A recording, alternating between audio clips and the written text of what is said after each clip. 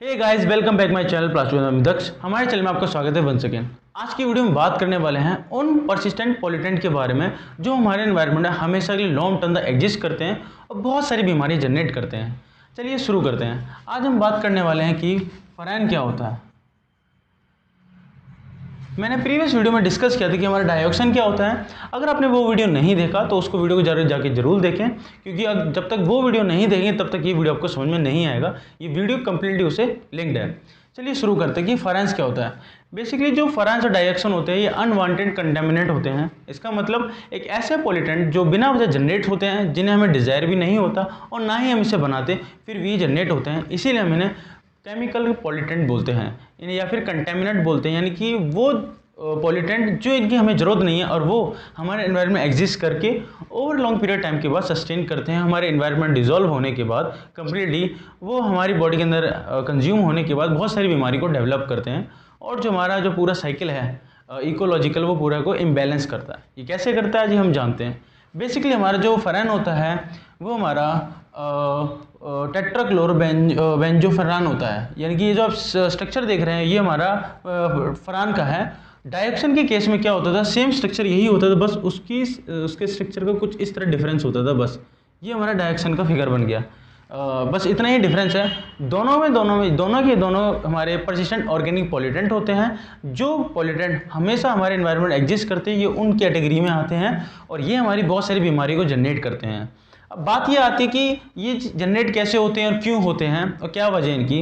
Basically हमारे unwanted होते हैं, इन पे कोई केमिकल प्रोसेस नहीं होती ऐसी जो ही बनाए जाते हैं।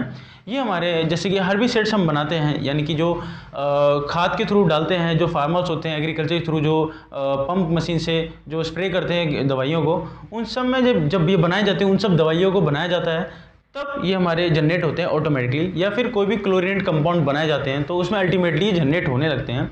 और ये जब भी जनरेट होते हैं एनवायरनमेंट में एग्जिस्ट करके ओवर लॉन्ग पीरियड टाइम तक बाद हमारे एनवायरनमेंट डिजॉल्व हो जाते हैं कम्प्लीटली, जिससे हम खाने के थ्रू, पीने के थ्रू इन्हें हम कंज्यूम करते हैं। और जो हम कंज्यूम करने के बाद हमारी बॉडी में स्टोर होते हैं। जब ये स्टोर होते हैं तो बहुत सारी अनवांटेड डिजीज़ को जनरेट करते हैं, और जिनमें से हम कई बार उनके हंट भी होते हैं और उनको हैबिचुअल भी हो चुके हैं, हम उनके एडिक्टेड हो चुके हैं, या फिर उस बीमारी को हमने अपनी पार्ट ऑफ लाइफ को बना चुके हैं। तो बेसिकली जो हमारा फरैंस होता है, हमारा परसिस्टेंट ऑर्गेनिक पॉल्यूटेंट जो ओवर लॉन्ग पीरियड तक रहता है, इसे हम टेट्राक्लोरोबेंजीन कहते हैं या फिर पॉलीक्लोरिनेट डाइऑक्सोबेंजीफेरान भी बोलते हैं। इसके कई तरह के पार्ट्स होते, टाइप्स होते हैं। जैसे हम केमिकल्स बनाते हैं या फिर कोई भी हर्बिसाइड्स की कोई दवा बनाते हैं, तो उन सबसे डेवलप होते हैं अलग अलग डिफरेंट तरीके से। फरैंस और डाइऑक्सिन में कोई डिफरेंस नहीं है, सिर्फ उनके केमिकल स्ट्रक्चर का डिफरेंस है और कुछ भी नहीं है।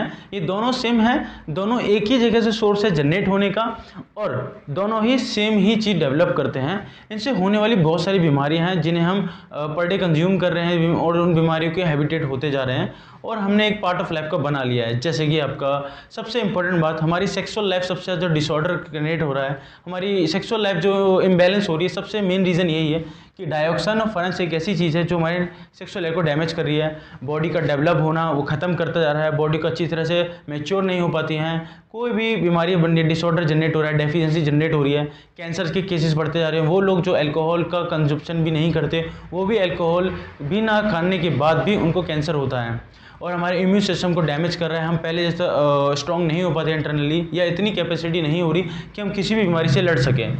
तो इन सब चीज़ों से ये डेवलप जो हो रही है, हमारा प्लास्टिक वेस्ट से ही निकलता है। बेसिकली जो हमारा फरैंस और डाइऑक्साइड होते हैं, प्लास्टिक के अलावा भी बहुत सारी चीज़ें वहाँ से निकलता है। जैसे मैं आपको बताता हूँ, बेसिकली जो फरैन डाइऑक्साइड होते हैं हमारे, जब भी हम प्लास्टिक को जलाते हैं या फिर इंसिनेशन प्रोसेस करते हैं, तब ये अल्टीमेटली डेवलप होते हैं, क्योंकि जो हमारा प्लास्टिक होता है वो हमारा हाइड्रोकार्बन से बना होता है और भी तरह केमिकल कंपोजिशन से बना होता है। जब हम मेटल का कंपोजिशन करते हैं, हम मेटल को बनाते हैं, मेटल की प्रोडक्शन करते हैं, तब हम जब फ्लक्स एक मेटल की प्रोसेस में डाला जाता है पिग आयरन के थ्रू, तब भी हम ये चीज़ें डेवलप करके और ये सब चीज़ें डेवलप होती है, अल्टीमेटली डेवलप होने लगती हैं जब वो रिएक्ट करती हैं some certain time period of time के एटमॉस्फेयर, प्रेशर और अदर केमिकल रिएजेंट से, तब ये अपने आप डेवलप करती हैं। पेपर इंडस्ट्री में सबसे ज़्यादा यूज़ की जाती है, जो पेपर पल्प होते हैं उनकी हम ब्लीचिंग करते हैं, तब ये सबसे ज़्यादा डेवलप होता है, अल्टीमेटली चीज़ डेवलप होने लगती हैं। तो इन सब चीज़ों से क्या है, ये जो चीज़ें हैं अनवांटेड हैं, हम इसे कंज्यूम कर रहे हैं डे बाई डे और ऐसे हम बीमारी के होते जा रहे हैं, हंट होते जा रहे हैं। और सबसे इम्पोर्टेंट बात जब कभी भी हम इनको फरान को कंज्यूम कर रहे हैं तो हमारी बॉडी बहुत ही नेक्स्ट लेवल की डिस्ट्रॉय होती है, हम एक्सपेक्ट भी नहीं कर पाते। और ये जो बीमारी है हम अपनी फ्यूचर जनरेशन में ट्रांसमिट करते हैं वाइल वी आर सेक्सिंग। जब हम अपने पार्टनर के साथ करते हैं तो ये बीमारियाँ ट्रांसमिट हो रही हैं इनहेरेंटली। तो सबसे मेजर प्रॉब्लम ये जनरेट करता है। और सबसे इंपॉर्टेंट बात, हम कहते हैं ना कि बिना वजह फ्यूल को मत चलाइए या फिर कोई गाड़ी मत चलाइए या फिर फ्यूल को मत जलाइए बिना वजह, क्योंकि उन सब से भी हमारे डायऑक्सिन जैसे केमिकल रिलीज होते हैं। तो कहीं ना कहीं चीज़ें हमारे ही मिसबिहेव से चीज़ें डेवलप होती हैं, हमारे ही मिसबिहेव करने से ये सब चीज़ें डेवलप होती जा रही है दिन पे दिन, और कंट्रोल नहीं हो पा रहा है।